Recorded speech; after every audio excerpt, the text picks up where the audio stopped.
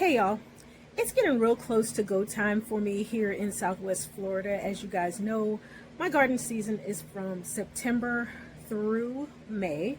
I typically wind down by May 30th so that I'm not out in the heat of summer trying to really pamper my plants and also have to think about my own health and safety in our extreme heat.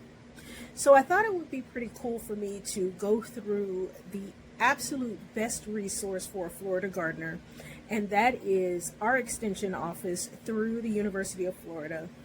The IFAS website has a wealth of information that tells us when we really should be starting things, when we shouldn't, but of course, there is no rule. We here in Florida can typically garden year round, especially in Central and South Florida. North Florida, it's a little bit iffy because we never really know if it's going to get cold enough to kill off plants.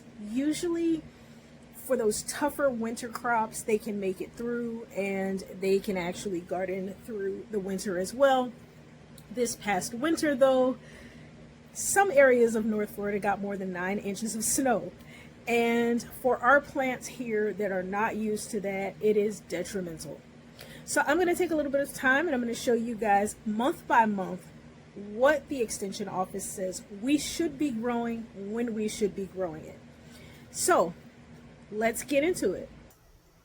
So, because I garden from September through May, I'm going to start right here in August where we are right now, and I'll just show you guys how these maps are set up, and I will go through all 12 months. You can see that we have the state separated into three parts: North, Central, and South, and they broke them apart so that everybody could take a glance and be clear about where they fall in the location of the state. If you take a look at the calendar, it is also separated into North, Central, and South. And then it's further separated into the categories of how to plant things, when to plant them. And then it breaks each section down into what particular plants we should be planting.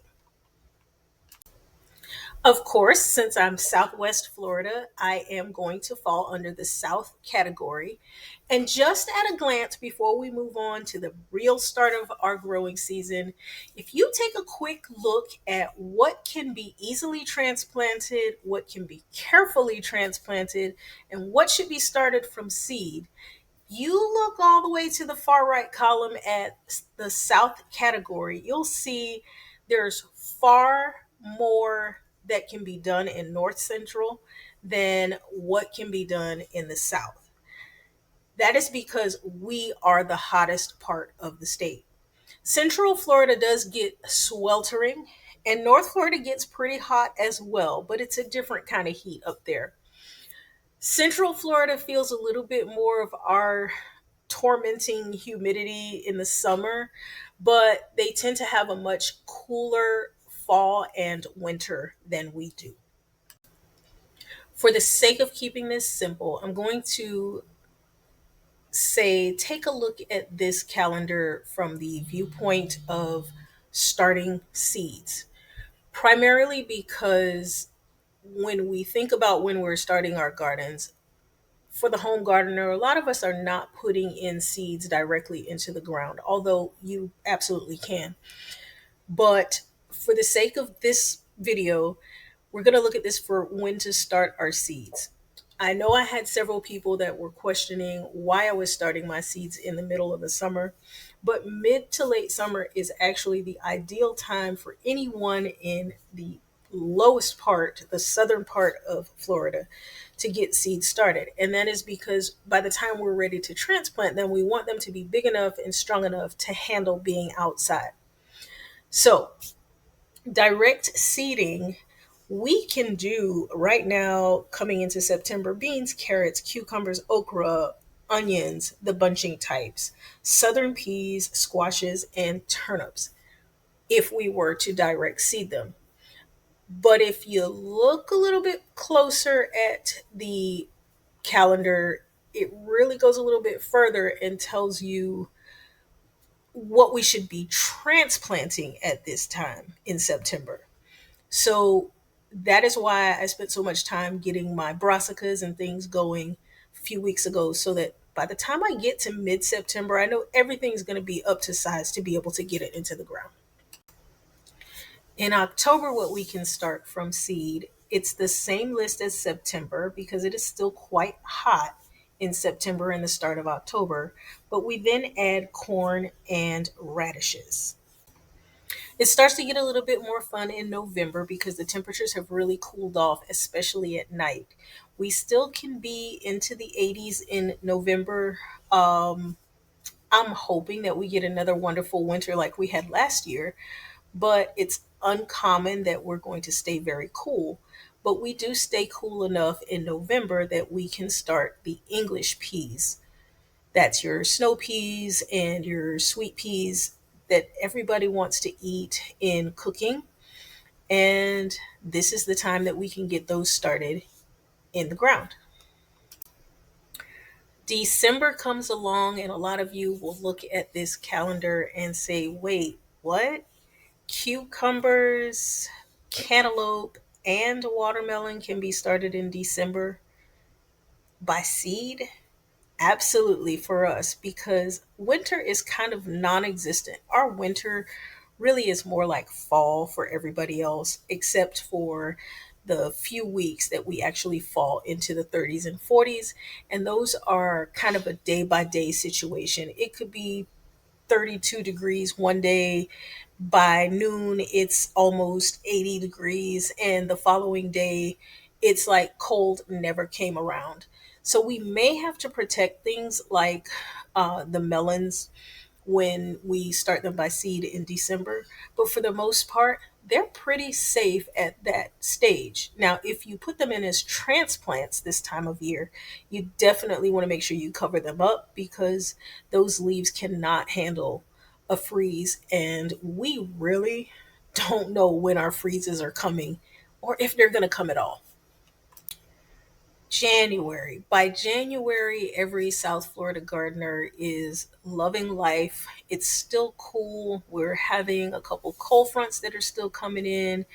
We don't need any heavy coats, but we can comfortably wear long sleeves and jeans without sweating to death. We are also starting to think about our summer gardens by January because we know that soon the heat is coming in. We really only have until the end of March to enjoy the cool weather. So our plants will start to decline pretty quickly by mid March. There are some areas that'll have a good microclimate where they can make it through to May, but a lot of things start to die back because it starts to warm up really, really fast. Some of you may have noticed that cabbage fell off of the easy to transplant section for South Florida when we came into January. Cabbage is something that grows really, really slowly. And in order to get your cabbage to head, if you don't have it in at a nice transplantable size by December, you're probably only going to get a few outer leaves and the head will not form. And if it does, it won't size up properly. By the time it does, it's being attacked by bugs. So, again, this is helping you guys understand why I start my seeds so early in the summer. I need things like cabbage to reach a nice size before I put them in the ground. And by the end of September, my cabbages will be in. I will keep them in a shaded area so that they're not getting direct sun because our sun is still quite harsh in September and October. When February rolls around, I am extremely excited because it's my birthday all month, and I am looking forward to as many hours as I possibly can spend in the garden. The weather is fantastic. The plants are typically pretty happy. By February, though, I've done a second or third succession sowing of beans because they just don't they're not going to produce very well after about the third or fourth picking. So I like to keep planting new ones just to refresh. Um, but yeah, February is really, really a great time to be gardening. anywhere in Florida, but especially down in South Florida because the chill is still slightly in the air, but nowhere near what anybody would call cold. In March, we are still starting lots of seeds if we have the space. Some of us don't have a whole lot of space, and we know that the season is starting to wind down.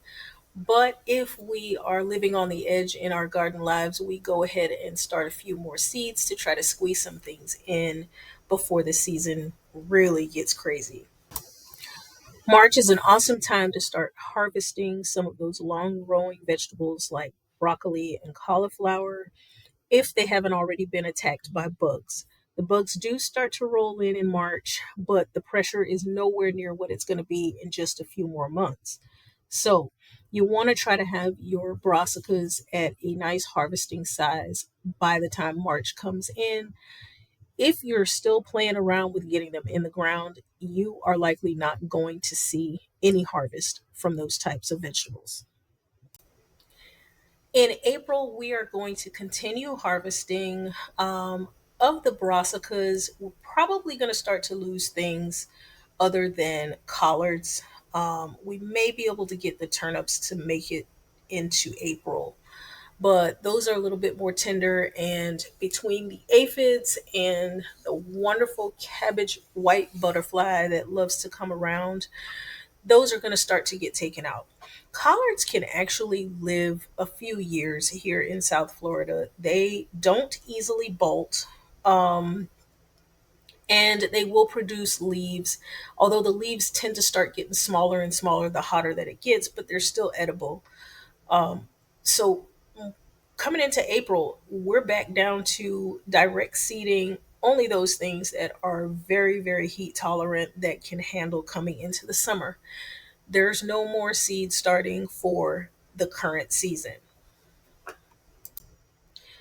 May planting for us, whether by seed or transplant, is all about those tropicals and really, really heat loving crops.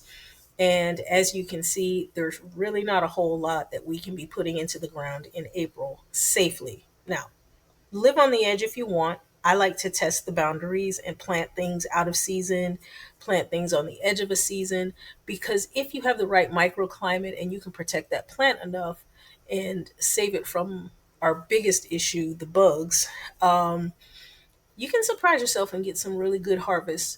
They may not be huge harvests, but to be able to get something if you've got space to grow is always better than nothing. We've made it to June, and although in my garden there are always some things that are still growing through the summer, I am not actively gardening. I am in maintenance mode. I am conning my husband and my kids into coming out and helping me pull weeds. I am feeding some of the things that are still in. Typically, that's only going to be any leftover plants that are still producing that didn't die off by the end of April. And I am just taking those harvests off. June is really, really hot here. It is definitely not peak summer, but it is the start of hurricane season.